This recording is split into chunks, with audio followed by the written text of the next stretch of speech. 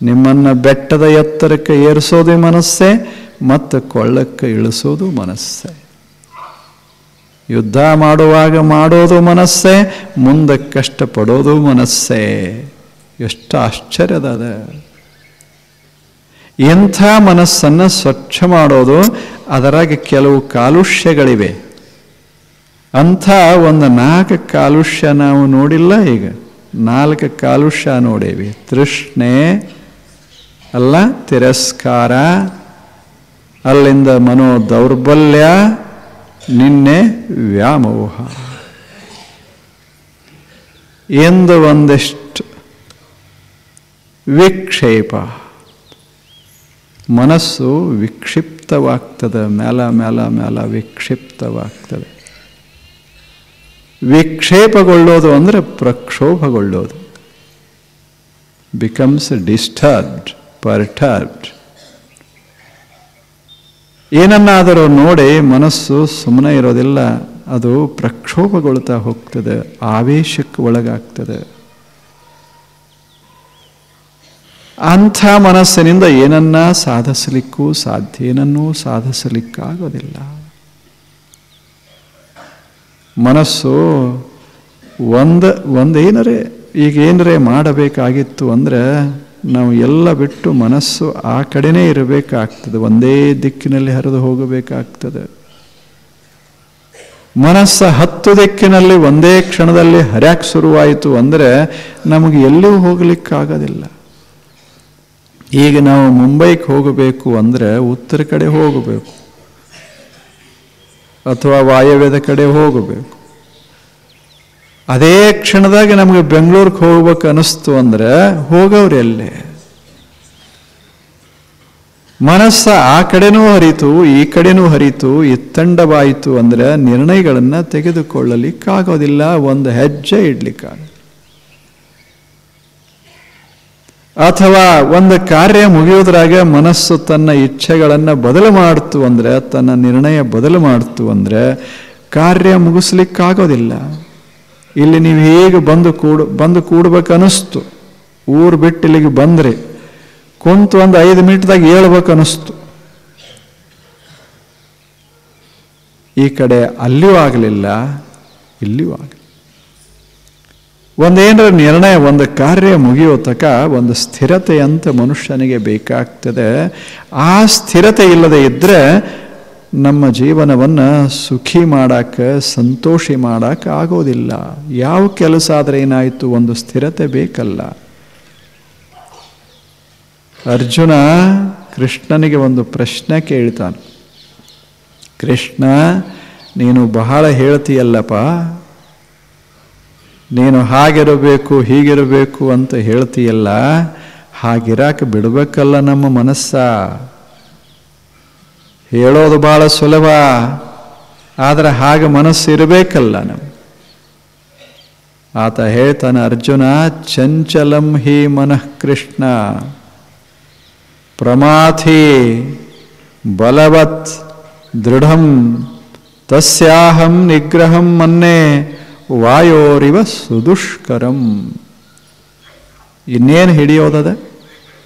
ವಸ್ತುಗಳನ್ನು ನಿಲ್ಲಿಸಬಹುದು, ಆದರೆ ಮನಸ್ಸನ್ನು ನಿಲ್ಲಿಸೋದು ಹೇಗೆ ಸಾಧ್ಯ ಅದ ಹೇಳಿ? ಯಾಕೆ? ಇದರ ಸ್ವಭಾವವೇ ಚಂಚಲ. ಚಂಚಲಂ ಹಿ ಮನಃ ಕೃಷ್ಣ. ಮತ್ತೆ ಹೆಂಗದ? ಪ್ರಮಾಥೆ ಸುಮ್ಮನೆ ಇರೋದಿಲ್ಲ, ಆವೇಶಕ್ಕೆ ಒಳಗಾಗ್ತದೆ, ಪ್ರಕ್ಷೋಭಗೊಳ್ಳುತ್ತದೆ. ಪ್ರಮಾಥಿ ಅಂದರೆ ಪ್ರಕ್ಷೋಭಗೊಳ್ಳು. ಬಲವದ್, ಅದನ್ನು ಹಿಡಿದಿಡೋದು ಬಹಳ ಕಷ್ಟ, ಅಷ್ಟು ಶಕ್ತಿ ಸಾಮರ್ಥ್ಯ ಮನಸ್ಸಿಗೆ. ದೃಢಂ, ಒಂದಕ್ಕೆ ಹಿಡಿತು ಅಂದರೆ ಅದರಿಂದ ಬದಲು ಮಾಡೋದೇ ಬಹಳ ಕಷ್ಟ ಆಗ್ತದೆ. ಇಷ್ಟು ಬಲಾಢ್ಯವಾದ ಮನಸ್ಸನ್ನು ತಸ್ಯಹಂ ನಿಗ್ರಹಂ ಮನ್ನೆ ವಾಯೋರಿವ ಸುದುಷ್ಕರಂ. ಇಂಥದರ ನಿಗ್ರಹ, ಇದನ್ನ ಒಂದು ಹದಕ್ಕೆ ತರೋದು ಅಂದರೆ ಗಾಳಿಯನ್ನು ಹದಕ್ಕೆ ತಂದಂಗೆ. ಎಷ್ಟು ಕಷ್ಟದ ಕೃಷ್ಣ, ಬಹಳ ಕಷ್ಟ. ಹಾಗ ನಿನ್ನ ಮಾತುಗಳು ನೀ ಹೇಳ್ದಂಗೆ ಎಲ್ಲರೂ ಸರಳಾಗಿ ಕೇಳಿಕೊಂಡು ಹೋಗಿದ್ರೆ ಜಗತ್ತಿನಾಗ ಯುದ್ಧನೇ ಆಗೋದಿಲ್ಲ. ಕೃಷ್ಣನ ಮಾತ ಕೇಳಿದರು, ಕೃಷ್ಣನು ಯುದ್ಧ ಮಾಡಿದ, ಪಾಂಡವರು ಯುದ್ಧ ಮಾಡಿದರು, ಎಲ್ಲರೂ ಮಾಡಿದರು. ಹೋಗೋದು ಹೋಯಿತು, ನಾಶ ಆಗೋದು ಆಯಿತು, ಉಳಿಯೋದು ಉಳೀತು. ಕೃಷ್ಣಗೆ ಕೇಳ್ತಾರೆ ಹಿಂಗ್ಯಾಂಗ ಆಯಿತು ಅಂತ. ಅದು ಹಂಗೆ ಅಂತ. ನಾನು ಹಂಗೆ, ಅವರು ಹಂಗೆ, ಎಲ್ಲರೂ ಹಂಗೆ ಅನ್ನೋದದ, ಯುದ್ಧ ಮಾಡೋದದ, ನಡೆಯೋದ ಜೀವನ. ಅಂದರೆ ಮನಸ್ಸು ಎಷ್ಟು ಕಠಿಣದ. ಏನನ್ನಾದರೂ ನಿಗ್ರಹಿಸಬೇಕಾದ್ರೆ ಎಷ್ಟು ಕಷ್ಟ ಆಗ್ತದೆ. ಯಾಕೆ? ಅದರ ಸ್ವಭಾವನೇ ಚಂಚಲ ಇರೋದರಿಂದ, ಪ್ರಮಾಥೆ ಪ್ರಕ್ಷೋಭಗೊಳ್ಳೋದರಿಂದ. ಈಗ ನಾನೊಂದು ಶಬ್ದ ಕೆಟ್ಟು ಬಳಸಿ ಬಿಟ್ಟರೆ ಮನಸ್ಸು ಹೆಂಗಾಗ್ತದೆ? ಹೆಂಗಾಗ್ತದೆ? ದೊಡ್ಡ ಬಂಡೆಗೆಲ್ಲ ಒಂದು ಹೊಂಡದಾಗ ಒಗದಂಗೆ ಆಗ್ತದೆ. ಇಡೀ ಹೊಂಡನೇ ಹೊಯ್ದಾಡಕ್ಕೆ ಶುರುವಾಗ್ತದೆ. ಹಾಗೆ ನಾನು ಆಡಿದ ಒಂದು ಮಾತು ನಿಮ್ಮ ಮನಸ್ಸನ್ನು, ಸರೋವರವನ್ನೆಲ್ಲ ಕಲಿಕೆ ಬಿಡ್ತದೆ, ಪ್ರಕ್ಷೋಭಗೊಳ್ಳುತ್ತದೆ.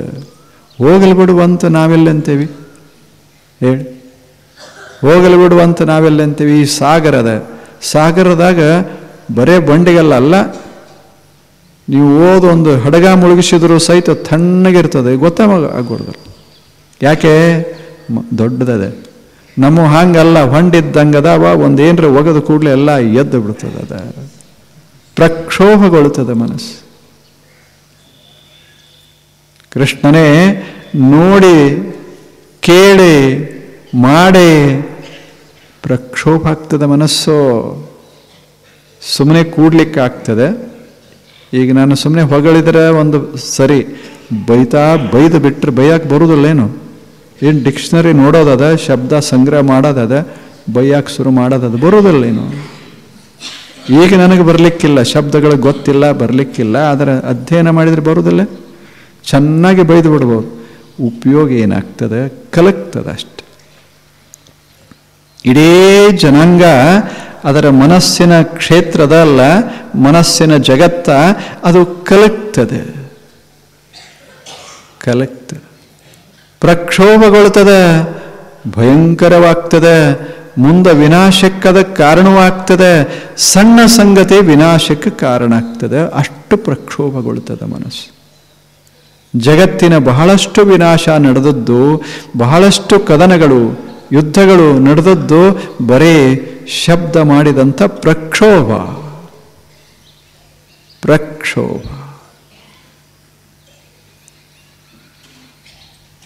ನೀವು ಯಾವುದೋ ಒಂದು ತಗೊಳ್ಳಿ, ಯಾವ ಒಂದು ಘಟನಾ, ಸುಮ್ಮನೆ ನಾಟಕ ಅಂತ ಇಟ್ಕೊಳ್ಳಿ. ನಾಟಕದಾಗ ಎಲ್ಲರೂ ಚಂದ ಮಾತಾಡ್ಕೋತಿದ್ರೆ ನಾಟಕ ಆಗ್ತದೆ ಹೇಳಿ? ಒಬ್ಬ ಯಾವ್ರ ನಡು ಬರಬೇಕು, ಅವ ಏನರೇ ಅನ್ನಬೇಕು, ಹಿಡಿಸ್ಲಾರದ್ದು, ಅಲ್ಲಿಂದ ಪ್ರಕ್ಷೋಭ ಶುರುವಾಗ್ತದೆ. ನೋಡೋರಿಗೆ ಮಕ್ಕೊಂಡವ ಸಹಿತ ಎದ್ದು ಬಿಡ್ತಾನ. ಹೇಳಿ, ಇನ್ನು ಶುರುವಾಯಿತು, ಎಲ್ಲ ಇನ್ನು ಶುರುವಾಯಿತು. ನೀವು ಯಾರೇ ನಿಮ್ಮ ಮನೆಯೊಳಗೆ ನೀವಿದ್ರೆ, ಆರಾಮಾಗಿದ್ರೆ, ಬಾಗಿಲು ತೆರಿಲಾರ್ದಂಗೆ ಆರಾಮ್, ನಿಮ್ಮ ಜಗಳಿರಲಿ, ಸಂತೋಷ ಇರಲಿ, ಎಲ್ಲ ಒಳಗೆ ಹಂಚ್ಕೊಂಡು ಮಾಡ್ಕೊಂಡು ಸಂತೋಷವಾಗಿದ್ದರೆ ನಿಮ್ಮ ಮನೆ ಹತ್ರ ಬರ್ತಾರೆ ಯಾರು?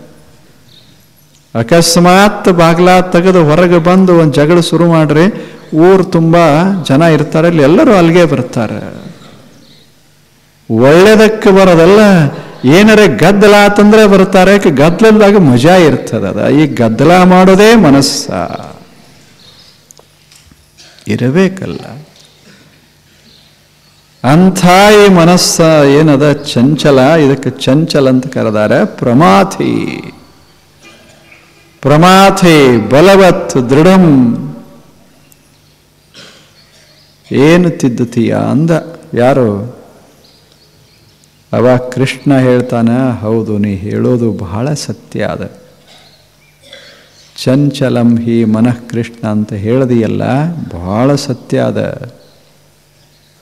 ವ್ಯವಸಾಯಾತ್ಮಿಕ ಬುದ್ಧಿ ಏಕೇಹ ಕುರುನಂದ ಬಹುಶಾಖಾ. ಎಷ್ಟು ಚಂದ ಹೇಳ್ತ. ವ್ಯವಸಾಯಾತ್ಮಿಕ ಬುದ್ಧಿ ಏಕೇಹ ಕುರುನಂದನ ಬಹುಶಾಖಾ ಅನಂತಾಶ್ಚ ಬುದ್ಧಯ ಅವ್ಯವಸಾಯಿನ. ನೋಡು ಅರ್ಜುನ, ಈ ಜಗತ್ನಾಗ ಇಬ್ಬರದಾರ. ಒಬ್ಬ ವ್ಯವಸಾಯಿ, ಇನ್ನೊಬ್ಬ ಅವ್ಯವಸಾಯಿ. ವ್ಯವಸಾಯಿ ಅಂದರೆ ಜೀವನಕ್ಕೆ ಒಂದು ಉದ್ದೇಶ, ಒಳ್ಳೆ ಉದ್ದೇಶ ಇಟ್ಕೊಂಡು ಇದನ್ನು ಸಾಧಿಸೇ ತೀರಬೇಕನ್ನುವ ಮನೋಭಾವ ಉಳ್ಳವ ವ್ಯವಸಾಯ ಇದನ್ನು ಮಾಡಬೇಕು. ಇಲ್ಲ ಇಲ್ಲಿ ಮಾಡಿದಾರಲ್ಲ, ಇದೊಂದು ಮೈದಾನ ಮಾಡಿದ್ದಾರೆ, ಎಷ್ಟು ಚಂದದೆ, ಮನ್ಯಾಗ ಹಿಂಗಾಗ್ತದೆ ಏನೋ ಕುಂತ್ರೆ ಎಷ್ಟು ಮೆತ್ತಗ ನೋಡಿದವ್ರಿಗೆ ಕೂಡಿರ್ಬೇಕನ್ನಿಸ್ತದೆ, ಹಂಗದ, ಅಷ್ಟು ಚಂದದೆ. ಹೀಗೆ ಮಾಡಬೇಕು ಅಂತೇನು ಒಂದು ಮನಸ್ಸು, ಬಟ್ ಯಾರು ತುಳಿಲಿ ಮಾಡಲಿ ಕಿತ್ಲಿ ಏನು ಮಾಡಿದರೂ ಸಹಿತ ಅದನ್ನು ಮಾಡೇ ತೀರಬೇಕಂತ ಒಂದು ಮನಸ್ಸು, ಅದಕ್ಕೆ ವ್ಯವಸಾಯಿ ಮನಸ್ಸ ಅಂತ ಕರೀತಾರೆ.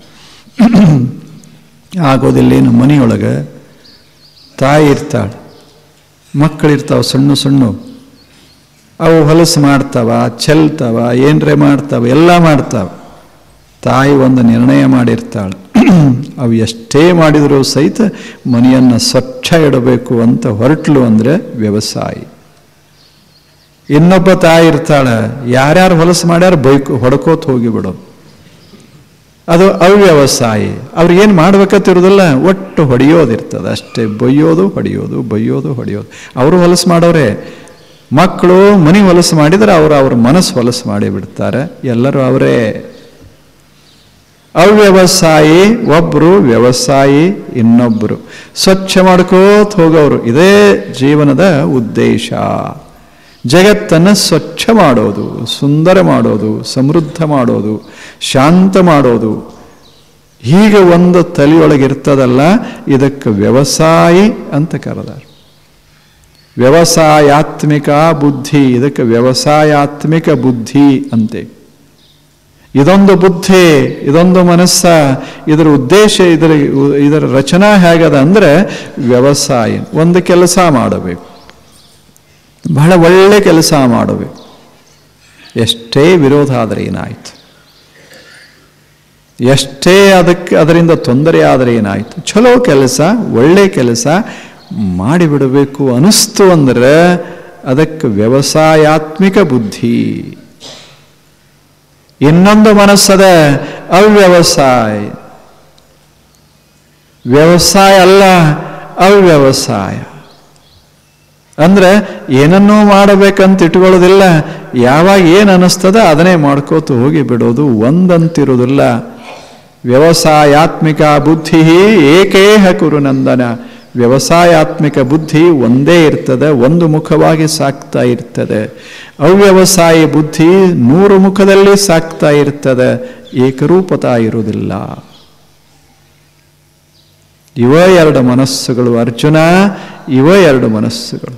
ಶರಣರು ಹೇಳಿಲ್ಲ, ಎಲ್ಲಿ ಹಸಿರು ಕಾಣಿಸ್ತದೆ ಹೋಗೇ ಬಿಡ್ತದೆ ಮನಸ್ಸು,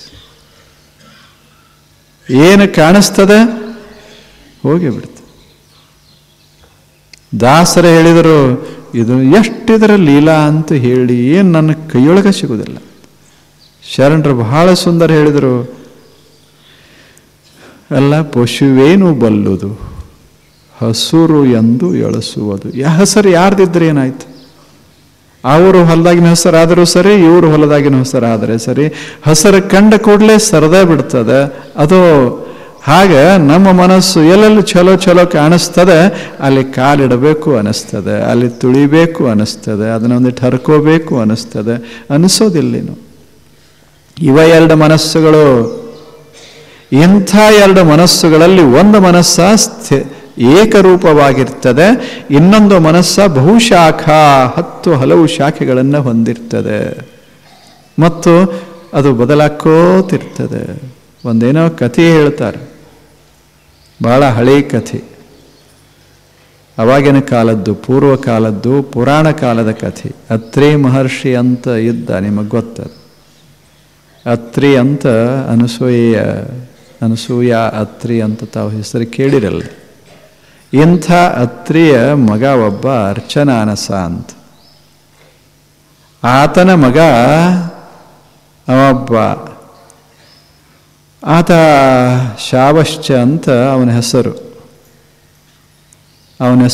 ಶಾವಶ್ಚ. ಆ ಶಾವಶ್ಚ ಹುಡುಗ 20-25 ವರ್ಷ ವಯಸ್ಸಾಗಿತ್ತು, 22 ವರ್ಷ. ತಂದೆ ಅರ್ಚನಾನಸ ಬಹಳ ಬುದ್ಧಿವಂತ ಋಷಿ ಆತನು. ಒಂದು ಸಲ ಈ ಮಗನನ್ನು ಕರ್ಕೊಂಡು ಒಂದು ಯಾಗಕ್ಕೆ ಹೋಗ್ತಾನೆ. ಅಂದರೆ ಒಂದು ಯಾಗವನ್ನು ಮಾಡ್ತಾರೆ, ಸೋಮಯಾಗ ಅಂತ. ಆತ ಸೋಮಯಾಗ ಮಾಡುವ ಒಬ್ಬ ರಾಜ, ರಥವೀಥಿ ದಾರ್ಭ್ಯ ಅಂತ ಅವನ ಹೆಸರು. ಬಹಳ ದೊಡ್ಡ ರಾಜ ಆವಾಗಿನ ಕಾಲಕ್ಕೆ. ಆತ ಆ ಯಾಗವನ್ನು ಮಾಡಿಸ್ತಾ ಇರ್ತಾನೆ. ಇವ ಹೋಗಿರ್ತಾನಲ್ಲೇ, ಯಾರು ಅರ್ಚನಾನಸ ತನ್ನ ಮಗನ್ನ ಕರ್ಕೊಂಡು ಅಲ್ಲಿಗೆ ಹೋಗ್ತಾನೆ. ಮಗ ಬಹಳ ಬುದ್ಧಿವಂತ ಇರ್ತಾನೆ, ಬಹಳ ಜಾಣ ಇರ್ತಾನೆ, ಸುಮಾರು 20-25 ಮಧ್ಯ ವಯಸ್ಸು, ಬಹಳ ಸುಂದರವಾಗಿರ್ತಾನೆ. ಅವನ ಕರ್ಕೊಂಡು ಹೋಗ್ತಾನೆ. ಎದಕ್ಕೆ ಹೋಗಿರ್ತಾರೆ ಅಂದರೆ ಇಬ್ಬರು ಈ ಯಾಗ ಮಾಡಬೇಕು ಅಂತ ಹೋಗ್ತಾರೆ, ಅಂದರೆ ಮಂತ್ರ ಅನ್ನಬೇಕು ಅಂತ ಹೋಗ್ತಾರೆ. ಉದ್ದೇಶ ಏನದೆ, ಅಲ್ಲಿ ಹೋಗಿ ಆನಂದವಾಗಿ ಯಜ್ಞ ಮಾಡಿ ಒಂದು 10-15 ದಿವಸ ಅಲ್ಲೇ ಇದ್ದು ಯಜ್ಞ ಮಾಡಿ ಇಡೀ ವಾತಾವರಣವನ್ನು ಪವಿತ್ರಗೊಳಿಸಬೇಕು ಅಂತ ಉದ್ದೇಶ ಇಟ್ಟುಕೊಂಡು ಅಲ್ಲಿಗೆ ಹೋಗ್ತಾರೆ. ಮಜಾ ಹೆಂಗೆ ನಡೀತದ ಅದು ನೋಡಿ, ಮನಸ್ಸು ಎಷ್ಟು ಮಸ್ತಿರ್ತದೆ. ಇಲ್ಲೇ ಯಜ್ಞ ಸಾಗ್ಯದ, ಸೋಮಯಜ್ಞ. ಇಲ್ಲೇ ಅರ್ಚನಾನಸ ಕೂತಾನ, ಅವನ ಮಗ್ಲ ಶಾವಶ್ಚ ಕೂತಾನ, ಎದುರಿಗೆ ರಾಜ ಕೂತಾನ, ರಾಜನ ಹೆಂಡತಿ ಕೂತಾಳ, ರಾಜನ ಒಬ್ಬ ಮಗಳು, ಬಹಳ ಸುಂದರಳಾದಂಥ ಒಬ್ಬ ಮಗಳು ಕೂತಾಳ. ಇವರು ಮಂತ್ರ ಅಂತ ಇದ್ದಾರೆ, ಬಹಳ ಅದ್ಭುತವಾಗಿ ಮಂತ್ರ ಅಂತಾರೆ, ಅದರಾಗ ತನ್ಮಯ ಆಗಿ ಬಿಟ್ಟಿರ್ತಾರೆ. ಅಷ್ಟರಾಗ ಅವ್ರ ಕಣ್ಣ ಅದೇನು ಮಗಳು ಕೂತಿದ್ಲಲ್ಲ ಆಕೆ ಕಡೆ ಹೋಗ್ತದೆ. ಎಂಥ ಸಮಯದು, ಎಂಥ ಸಮಯ! ಎಲ್ಲರೂ ಆ ಅಗ್ನಿಯತ್ತ ಲಕ್ಷ್ಯ ಕೊಡಬೇಕಾದ ಸಮಯ, ಅದರಾಗ ತನ್ಮಯರಾಗಬೇಕಾದ ಸಮಯ, ಆ ಮಂತ್ರಗಳ ಮಧ್ಯ ಮನಸ್ಸನ್ನು ಮುಳುಗಿಸಬೇಕಾದಂಥ ಸಮಯ. ಆ ಕ್ಷಣಕ್ಕೆ ಸುಮ್ಮನೆ ಕಣ್ಣು ಹೀಗೆ ಆಡ್ತದೆ. ಕಣ್ಣು ಆಡದ ಮರುಕ್ಷಣವೇ ಮನಸ್ಸು ಸರಿತದೆ. ಇಬ್ಬರವರು, ತಂದೆ ಅರ್ಚನಾನಸ, ಮಗ ಶಾವಶ್ಚ. ತಂದೆಗೆ ಏನು ಅನ್ನಿಸ್ತದಂದ್ರೆ ಈ ಮಗಳನ್ನ ತನ್ನ ಸೊಸೆಯನ್ನಾಗಿ ತಗೋಬೇಕು ಅಂತ ಅನಿಸ್ತದೆ. ಯಾವಾಗ? ಮಂತ್ರ ಅಂತ ಇದ್ದಾರೆ.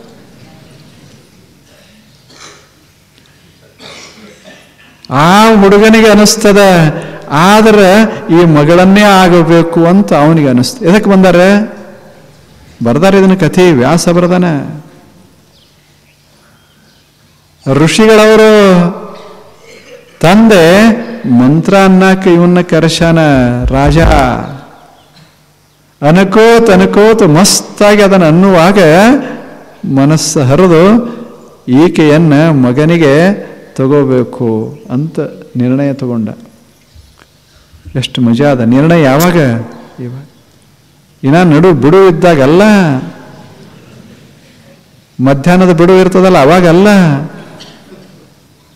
ಯಾವ ಕ್ಷಣದಾಗ ಯಜ್ಞದಾಗ ತನ್ಮಯ ಆಗಬೇಕೋ ಆ ಕ್ಷಣದಾಗ ಮನಸ್ಸ. ವ್ಯವಸಾಯಾತ್ಮಿಕ ಬುದ್ಧಿ ಏಕೇಹ ಕುರುನಂದ ಬಹುಶಾಖಾ. ಗಿಡಕ್ಕೆ ಅನೇಕ ಶಾಖೆಗಳು ಇದ್ದ ಹಾಗೆ ಬಹುಶಾಖಾ, ಮನಸ್ಸ ಹಲವು ಶಾಖೆಗಳಾಗಿ ಹರಿದಾಡ್ತ. ಇಷ್ಟಕ್ಕೆ ಕಥೆ ಮುಗಿಲಿಲ್ಲ, ಅದು ವೈಶಿಷ್ಟ್ಯ. ತಂದೆ ತಗೊಂಡೇ ತೀರಬೇಕಂತ ವಿಚಾರ ಮಾಡಿದ. ಅವ ಮನಸ್ಸನಾಗ ಅನ್ನಕ್ಕೆ ಶುರು ಮಾಡಿದ. ಯಾವಾಗ ಈ ಅನ್ನೋ ಮಂತ್ರ ಮುಗಿದಿತ್ತು, ಯಾವಾಗ ರಾಜಾಗ ಹೇಳೇನು. ಒಂದು 8 ದಿವಸ ತಡ ಮಾಡಲಿಲ್ಲ. ಕಂಡ ಕ್ಷಣವೇ ಮುಗಿಸೋ ಯೋಜನೆದಾಗ ಹೋದರೆ ವಿನಃ ಅದನ್ನು ಸಂಪೂರ್ಣ ಮಾಡಬೇಕಂತ ಆಗಲಿಲ್ಲ. ಬಂದದ್ದು ಯಜ್ಞ ಮಾಡಾಕ, ಹೊರಟಿದ್ದು ಲಗ್ನ ಮಾಡಾಕ. ನಮ್ಮದು ಹಂಗ. ಈ ಜಗತ್ತಿಗೆ ನಾವು ಬಂದಿದ್ದು ಇದಕ್ಕೆ ಮಾಡೋದು ಮಾತ್ರ ಬೇರೆನೆ ಮಾಡಕ್ಕೆ ಹೊರಟೀವಿ. ಜಗತ್ತು ಯಾಕೆ ಬಂದೇವಿ? ಆರಾಮಿರಬೇಕು, ಒಂದು 100 ವರ್ಷ ತಣ್ಣಗಿರಬೇಕು. ಜೀವೇಮ ಶರದಶತಂ ಪ್ರಬ್ರವಾಮ ಶರದಶತಂ ಪಸ್ಸೇಮ ಶರದಶತಂ ಅಧೀನಾಹ ಶ್ಯಾಮ ಶರದಶತಂ. 100 ವರ್ಷ ಇರಬೇಕು. ಶತ ಅಂದ್ರೆ 100 ಶರದ್ ಋತುಗಳ ಕಾಲ. ಈಗ ಬರ್ತದಲ್ಲ, ನಾಳೆ ಬರ್ತದಲ್ಲ, ಅದು ಶರದ್ ಋತು, ಅಕ್ಟೋಬರ್ದಾಗ ಬರೋದು.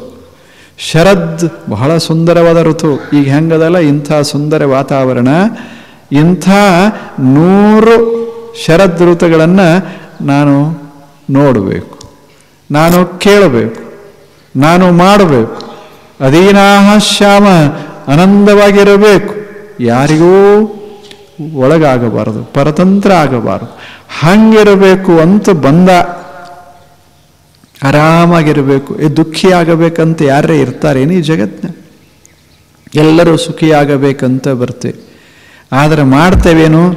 ಯಾವುದರಿಂದ ಸುಖ ಆಗಲಿಕ್ಕಿಲ್ಲ, ಸಮಾಧಾನ ಒಡೆದು ಹೋದೀತೋ ಆ ಕೆಲಸ ಪ್ರಾರಂಭ ಮಾಡಿಬಿಡ್ತೇವೆ. ಯಾಕೆ? ಯಜ್ಞಕ್ಕಾಗಿ ಬಂದ, ಲಗ್ನಕ್ಕಾಗಿ ವಿಚಾರ ಮಾಡಿದ. ತಂದೆ ತಿಳಿದವ, ಹೋಗಲಿ ಹುಡುಗ ಏನ್ರೆ ಮಾಡಲಿ, ಇವ ಅಂದ ಶಾವಶ್ಚ ಚಲೋ ಆತ, ನಮ್ಮ ತಂದೆ ಕರ್ಕೊಂಡು ಬಂದಿದ್ದು ಬಂಗಾರ ಆಯ್ತು ಅಂದ. ಅವ ಕರ್ಕೊಂಡು ಬಂದಿದ್ದು ಇದಕ್ಕಾಗಿ ಅಲ್ಲ. ಋಷಿಗಳೆಲ್ಲ ಕೂಡ್ತಾರೆ, ಏನಾರೇ ಚರ್ಚಾ ಮಾಡ್ತಾರೆ, ಜ್ಞಾನ ಮಾಡ್ಕೋತಾರೆ, ಜ್ಞಾನದ ವಾತಾವರಣ ನಿರ್ಮಾಣ ಆಗ್ತದೆ, ಮಂತ್ರಗಳು ನಡೀತಾ ಇರ್ತಾವ, ಮಗನ ಮೇಲೆ ಒಳ್ಳೆ ಪರಿಣಾಮ ಆಗಲಿ ಅಂತ ಅವ ವಿಚಾರ ಮಾಡಿದ್ದ. ಇವ ಆ ವಿಚಾರದಿಂದಲೇ ಮಗ ಬಂದಿದ್ದ. ಇಬ್ಬರ ತಲೆ ಈಗ ಸಂಪೂರ್ಣ ಬದಲಾಗಿ, ಕೊನೆ ದಿವಸ ಅಲ್ಲ, ಮೊದಲನೇ ದಿವಸನೇ ಬದಲಾಯ್ತು. ಅವನ ತಲೆಯಾಗ ಬರ್ರಿ ಅದೇ ಹುಡುಗನ ತಲೆಯಾಗ ಬಹಳ ಒಳ್ಳೇದಾಯ್ತು. ಆದರೆ ಇದು ಆಗೋದು ಏನ್ಯಾಕೆ ಆಗೋಲ್ದ್ಯಾಕ? ಏನ್ಯಾಕೆ ಆಗೋಲ್ದ್ಯಾಕೆ? ಏನ್ರಿ ಆದರೆ ಏನಾಗ್ತಾನ? ಅದು ವಿಚಾರ ಮಾಡಿ. ಅದು ಯಜ್ಞ ಮುಗೀತು, ಅರ್ಧ ಯಜ್ಞ ಮುಗೀತು. ತಂದೆ ಹೋಗಿ ರಥವೀತಿಗೆ ಕೇಳ್ದ, ನೋಡೇ ನಿಮ್ಮ ಮಗಳನ್ನು ನನ್ನ ಮಗನಿಗೆ ನೀವು ಕೊಡಬೇಕು ಅಂದ. ರಥವೀತಿಗೆ ಆಶ್ಚರ್ಯ ಆಯ್ತು. ಏನಿದು ಆಶ್ಚರ್ಯ ಅಂದವ. ಏನಿದು ಹೀಗ್ಯಾಕೆ? ಈಗೇನು ಪ್ರಸಂಗ ಅಲ್ಲಲ್ಲ ಅಂದ. ನೀವೇನು ನೋಡಕ್ಕೆ ಬಂದಿರಾ, ಇದು ಮಾಡಕ್ಕೆ ಬಂದಿರಾ, ಮಂತ್ರ ಅನ್ನಕ್ಕೆ ಬಂದವರು, ಹೀಗ್ಯಾಕೆ ಅಂದ. ಇಲ್ಲ, ಇದು ಕೊಡಲೇಬೇಕು ಅಂದ. ಅವಾಗ ರಥವೀತಿ ದಾರ್ಢ್ಯ ಹೇಳ್ತಾನೆ, ರಾಜ ನೋಡಿ, ನನ್ನ ಮಗಳನ್ನು ಯಾರಿಗೆ ಕೊಡ್ತೀನಿ ಅಂದರೆ, ಯಾವ ಮನುಷ್ಯ ಘೋರವಾದ ತಪಸ್ಸನ್ನು ಆಚರಿಸ್ತಾನೆ, ಪರಮಜ್ಞಾನಿ ಆಗ್ತಾನೆ, ಅವನಿಗೆ ಕೊಡ್ತೀನಿ ಅಂದ. ಇವ ಶಾವಶ್ಚ ಹೊರಟ, ಇನ್ನ ಮುಗುದಲ್ಲ ಯಜ್ಞ, ಹೊರಟ ತಪಸ್ಸ ಮಾಡಬೇಕು ಬೇಗ. ತಪಸ್ಸಿಗಾಗಿ ತಪಸ್ಸಲ್ಲ,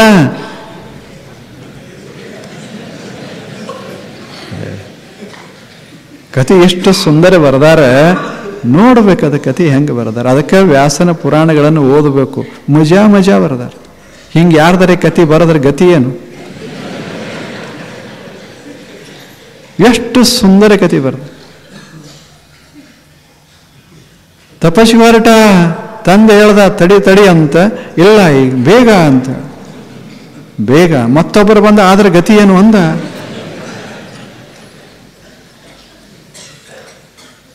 ಎಲ್ಲ ಬಿಟ್ಟುಕೊಟ್ಟು ತಪ ಮಾಡಕ್ ಹೋದ, ದೇವನಿಗಾಗಿ ಅಲ್ಲ. ಎದಕ್ಕೆ? ಲಗ್ನ ಎಲ್ಲರದು ಹಾಗೆ ಆಗ್ತದೆ, ಇದಕ್ಕಾಗಿ ತಪಸ್ಸ ಯಾಕೆ? ಆದರೂ ಮನಸ್ಸು ಎಷ್ಟು ಮಜಾ ಇರ್ತದೆ. ಕಥೆಯ ಉದ್ದೇಶ ಏನು ಅಂದರೆ, ಎದಕ್ಕೋ ಏನರೇ ಮಾಡ್ತೇವೆ, ಇದು ಮನಸ್ಸಿನ ಲೀಲೆ. ಇದು ಮನಶ್ಚಂಚಲಮಸ್ಥಿರಂ, ಮನಶ್ಚಂಚಲಮಸ್ಥಿರಂ ಅಸಂಶಯಂ ಮಹಾಬಾಹೋ. ಇದು ಅಚಂಚಲದ, ಅಸ್ಥಿರದ, ಇದು ನಿಶ್ಚಿತ. ಆದರೆ ಇದನ್ನೇ ಬಳಸಿಕೊಂಡು ಜೀವನವನ್ನು ಸುಧಾರಿಸಿಕೊಳ್ಳಬೇಕಾಗ್ಯದ ಅನ್ನೋದನ್ನು ಮರಿಬೇಡ.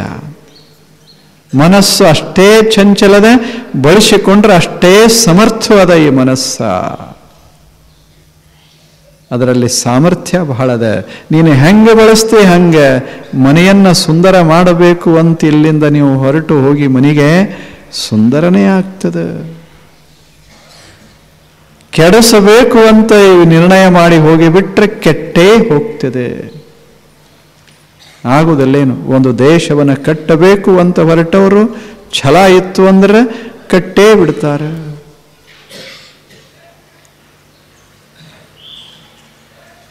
ಅದು ಬೇಕಾಗ್ತದೆ, ಛಲ ಬೇಕು ಅಂತ ಹೇಳಲಿಲ್ಲ. ಒಂದು ರೂಪ ಬೇಕಾಗ್ತದೆ ಮನಸ್ಸಿಗೆ, ಒಂದು ಉದ್ದೇಶ. ಈಗ ಲಗ್ನ ಆಗುವಾಗ ತಮ್ಮ ಮನಸ್ಸಿನಾಗ ಏನಿತ್ತು, ಎಲ್ಲರ ಮನಸ್ಸಿನಾಗ ಏನಿತ್ತು? ಒಂದು ಹೆಣ್ಮಕ್ಳ ಮನಸ್ಸಿನಾಗೂ ಗಂಡು ಮಕ್ಕಳ ಮನಸ್ಸು, ಒಂದು ಸುಂದರ ಮನೆ ಕಟ್ಟುಕೋಬೇಕು, ಅಲ್ಲೇ ಆನಂದವಾಗಿ 100 ವರ್ಷ ಇರಬೇಕು. ಯಾರ ಕನಸ ಇಲ್ಲ ಹೇಳಿ? ಎಲ್ಲರೂ ಅಲ್ಲಿ ಬರುವಾಗ ಹಾಗೆ, ಎಲ್ಲರೂ ಅದನ್ನು ಪ್ರವೇಶ ಮಾಡುವಾಗ ಅಷ್ಟೇ ಕನಸು, ಬಹಳ ಚಲೋ ಬಂಗಾರದ ಕನಸುಗಳವಾಗ, ಸ್ವರ್ಗದ ಕನಸುಗಳು. ಬಡವರಿರಲಿ ಶ್ರೀಮಂತರಿರಲಿ, ಆದ ಬಳಿಕ ಇಬ್ಬರು ಆರಾಮಾಗಿರಬೇಕು, ಬಹಳ ಚೆಂದಾಗಿರಬೇಕು, ಹೊಟ್ಟೆ ಜಗಳ ಮಾಡ್ದಂಗೆ, ಏನೇನೂ ತೊಂದರೆ ಮಾಡ್ಕೊಳ್ಳಾರ್ದಂಗೆ, ಒಂದೀಟೂ ಮನಸ್ಸು ಕೆಡಿಸಿಕೊಳ್ಳಾರ್ದಂಗೆ ಇರಬೇಕಂತ ಹೋಗೇ ರಾಮಾಯಣ ಆಗ್ತದೆ. ಯಾಕೆ ಹಿಂಗಾಗ್ತದೆ ಗೊತ್ತಿಲ್ಲ. ಮನಸ್ಸಿನ ಹಿಡಿತ ನಮ್ಮ ಕೈಯೊಳಗೆ ಇಲ್ಲ, ಮನಸ್ಸಿನ ಮೇಲೆ ಹಿಡಿತ ನಮಗಿಲ್ಲ. ಅದಕ್ಕೆ ಪತಂಜಲ ಹೇಳ್ತಾರೆ, ಮೊದಲು ಎಲ್ಲ ಕೆಲಸ ಬಿಡು, ನಿನ್ನ ಮನಸ್ಸನ್ನು ಸುಧಾರಿಸ್ಕೋ. ಅದರಾಗ ಒಂದು ಚಾಂಚಲ್ಯ ಅಂತದೆ, ಆ ಚಾಂಚಲ್ಯವನ್ನು ಸ್ವಲ್ಪ ಕಡಿಮೆ ಮಾಡು. ಬಹಳ ಕನಸ ಕಾಣಕ್ಕೆ ಹೋಗಬೇಡ, ಒಂದು ಚಲೋ ಕನಸ ಕಾಣು. ಜೀವನದಲ್ಲಿ ಅದನ್ನು ನೆನಸ ಮಾಡಿಕೊಳ್ಳಿಕ್ಕೆ ಹೋಗು, ಅದು ನಿಶ್ಚಿತವಾಗಿ ನೆನಸಾಗ್ತದೆ. 10 ಕನಸ ಕಂಡು ಒಂದೂ ಆಗೋದಿಲ್ಲ. 10 ಕನಸು ಅವ್ರದ್ದು ಕೇಳಿದ ಕೂಡಲೇ ಅವ್ರಂಗ ಕನಸ, ಇವ್ರದ್ದು ಕೇಳಿದ ಕೂಡಲೇ ಇವ್ರಂಗ ಕನಸ. ಬೇಕಾದ್ರೆ ನೀವು ಪ್ರಯೋಗ ಮಾಡಿ ನೋಡಿ. ಒಂದು ಚಲೋ ಮನೆ ಕಟ್ಟಬೇಕು ಅಂತ ಹೊರಟ್ರಿ ಅಂದರೆ, ನೀವು ಎಲ್ಲ ಚಲೋ ಮನೆಗಳು ಯಾವುದವತ್ತು ಊರಾಗೆಲ್ಲ ನೋಡ್ಕೋತ ಹೋಗ್ರಿ, ಏನೇನು ನೋಡ್ತೀರಿ ಇದರಂಗೆ ಕಟ್ಟಬೇಕು ಅನ್ಸಕ್ಕೆ ಶುರುವಾಗ್ತದೆ. ಅದು ಮಜಾ ಅದ. ಇದಲ್ಲ, ಇದ ಚಲೋ, ಹಿಂಗೆ ಇರ್ಬೇಕು ನಮ್ಮ ಮನೆ ಅಂತ ಹೇಳಿ ಬರ್ತೀರಿ ಎಂಜಿನಿಯರ್ಗೆ. ಮರುದಿವ್ಸ ಮತ್ತೊಂದು ಮನೆ ನೋಡಿ ಸ್ವಲ್ಪ ಬದಲಾವಣೆ ಮಾಡಿರಿ, ಅವ್ರಂಗೆ ಕಟ್ಟ್ರಿ. ಎಂದೂ ಆಗೋದಿಲ್ಲ. ಅದ ಸುಮ್ಮನೆ ಅವ್ರದ್ದು ನಮ್ಮದು ಸ್ವಲ್ಪ ನೋಡೋದದ, ನಮಗೆ ಹೆಂಗೆ ಬೇಕು ಆಮೇಲೆ ಕಟ್ಟೋದದ. ಕಟ್ಟಿದ ಬಳಿಕ ಮುಗಿತಲ್ಲೇ. ಹಿಂಗೆ ಆಗಬೇಕಾಗಿತ್ತು ಅಂತ ತಲೆಗೆ ಹಾಕ್ಕೊಂಡೇವಿ ಅಂದ್ರೆ ಮನೆಯಾಗಿನ ಸೌಖ್ಯವೇ ಮರೆಯಾಗ್ತದೆ. ಪೂರ್ವಕ್ಕರೆ ಆಗಲಿ ಪಶ್ಚಿಮಕ್ಕರೆ ಆಗಲಿ, ಈ ದಿಕ್ಕು ಸ್ವಲ್ಪ ಬದಲಾಗ್ಯದ, ಇದರಿಂದ ನಮ್ಮ ಮನೆ ಸಮಾಧಾನ ಕೆಟ್ಟು ಹೋಗ್ಯದ. ಹಿಂಗೆ ಅಂದ್ರೆ ಮನೆಯನ್ನು ಮಾರಾಟ ಮಾಡೋರ, ಏನು ಬದಲು ಮಾಡೋರ? ಅಷ್ಟು ತೀವ್ರವಾಗಿ. ಯಾವ ಮನೆಗೆ ಹೋದರೂ ಸಹಿತ ಒಂದು ಏನರೇ ಇರ್ತದೆ, ಒಂದು ಮೂಲರೇ ಕೆಟ್ಟಿರ್ತದೆ, ಒಂದು ಕಿಡಿಕೆರೆ ಕೆಟ್ಟಿರ್ತದೆ, ಒಂದು ಬಾಗ್ಲರೇ ಕೆಟ್ಟಿರ್ತದೆ. ಯಾಕೆ? ಮನೆಯಾಗಿನವ ಕೆಟ್ಟ ಬಳಕೆ ಇನ್ನೇನು ಉಳಿತೈತೆ ಏನಲ್ಲಿ? ಎಲ್ಲಿ ಅದ? ಮನಸ್ಸು ಮಸ್ತ್ ಇರಬೇಕು. ಬಹುಶಾಖ ಹೆನಂತಾಶ್ಚ. ಇದು ಸುಂದರವಾದ ಮನೆ. ಈಗ ನಮಗೂ ಶಾಂತಿ ಮಾಡಕ್ಕೆ ಕರ್ಕೊಂಡು ಹೋಗಿರೋದಿಲ್ಲ, ಶಾಂತ ಆಗ್ಲಿ ಅಂತ ಕರ್ಕೊಂಡು ಹೋಗ್ತಾರೆ. ಆಯಿತು ಅಂತ ಹೇಳ್ತಾರೆ, ಮರುದಿವ್ಸ ಜಗಳ ನಡೆದಿರ್ತದೆ. ಇದು ಸರಿ ಇಲ್ಲ, ಇದು ಸರಿ ಇಲ್ಲ. ಮತ್ತು ಶಾಂತಿ ಏನಾಯಿತು ಅಂತಂದ್ರೆ, ಶಾಂತಿ ಮಾಡೋದಂದ್ರೆ ಮನಸ್ಸನ್ನು ಶಾಂತಗೊಳಿಸೋದು. ಈ ಮನೆಯೊಳಗೆ 100 ವರ್ಷಗಳ ಕಾಲ ನಕ್ಕೋತಿರೋದು. ಈ ಮನಸ್ಸು ಬಹುಶಾಖ ಅಲ್ಲ, ಶಾಖ.